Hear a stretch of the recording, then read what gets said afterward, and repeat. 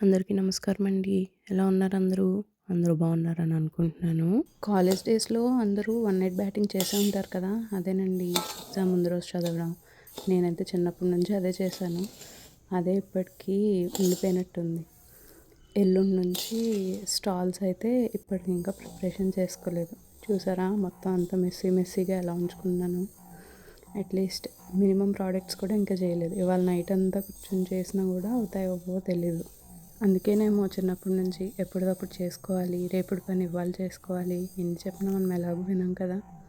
At least ఈ ఎక్స్పీరియన్స్‌తో అయినా మారి నెక్స్ట్ టైం నుంచి నేనేమైనా ముందుగా చేసుకుంటానేమో చూడాలి.